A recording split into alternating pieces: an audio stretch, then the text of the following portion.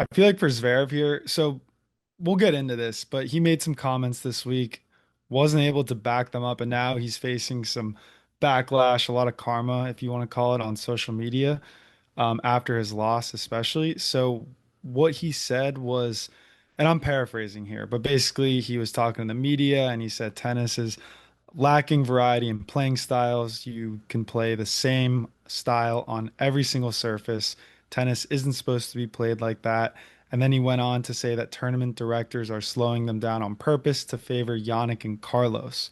So, pretty embarrassing that he goes out, he says this, and then he loses the match against Rinderknech. Now, everyone on social media is saying, "Oh, they slowed him down so Rinderknech could beat you." Like all just kind of jokes like that. But the funniest part about this was that Sinner was asked about it by the media after, and he just had this face of like complete shock or disbelief and was just like very confused. He basically said, "Hey, I don't make the courts. I just want to play tennis." So, Yeah, I think it's one of the situations where for Sinner, he has nothing to say. He's like, well, I don't control that.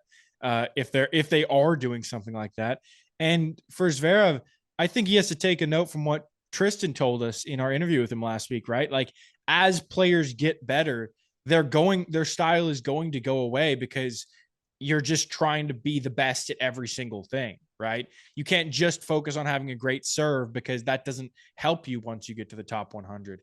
And I think also that happens in other fields as well. I remember talking to a friend of mine that was a really good like artist, like drawing and stuff like that. And he said, yeah, when I was much worse at drawing, I had a more distinctive style because my stuff looked very unique. As I got better, my stuff started looking more and more realistic. And all of a sudden, it looked like everybody else's. So I think that's just how it goes. Like the better you get at it, the more it starts to look like the other good people. yeah, well, this just begs the age-old question. Like, obviously, the game is changing, tennis is adapting, and tennis purists don't want to see that. They like the variety, they like the different playing styles. So it's kind of the question, what do you prefer? Do you prefer this new age of tennis where you could play the same style of tennis no matter what on every surface because everyone's good from the backhand side, everyone's good from the forehand side, like they can hit bludgeoning baseline balls? Or do you like the variety? Do you like when different players excel on different surfaces because they play differently? I mean, I do like the variety, but like you can't say that it doesn't exist. I think it's just that Sinner and Alcaraz are so separated from the top of the field. We talk about Rude, right? Rude only really does well on clay still.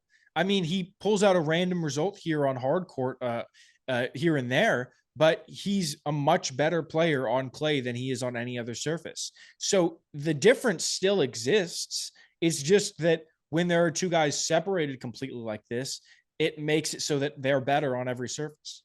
Yeah, I mean, personally, I think I would rather see the variety, but I get where the game is going, and with the new technology especially, I just don't see it going back to what it was. And it kind of used to be like, hey, just attack the backhand and then finish up points. Like now, you can't attack a Sinner backhand or an Alcaraz backhand. Like it's pretty much just as good as their forehand.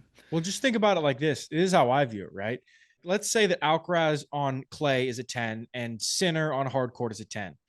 Sinner on clay is still like a 9.5, and Alcaraz on hard court is still a 9.5. So even if Zverev can play at a 9 on clay, he's still worse than Sinner. Yeah, no, I know. I think that whole generation of players are just unfortunately getting phased out because when they came up, the style was different and they just won't change. Yeah, it's just tough. I think just because they're not as good as Alcaraz and Sinner. Yeah. Yeah, but how embarrassing, man, for Zverev. We've talked about this before where he has to belittle people, like especially Alcaraz when he wouldn't take his coaching at Laver Cup, blah, blah, blah. But And then now lost. and lost, and now he's going out and like this is kind of a personal attack. What do you think? I mean, I don't think it's necessarily a personal attack. I think he's just upset because he's not doing as well. Yeah, either way, I feel like it's just best to leave other players' names out of your mouth when you're speaking to the media.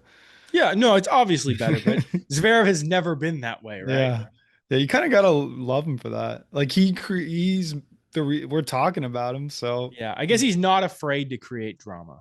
Yeah, yeah, that's very well said. Very well said. But all right, and that's the show. If you're not already subscribed, go ahead and hit that subscribe button. You can find us on Instagram, TikTok, YouTube at Painting Lines Podcast.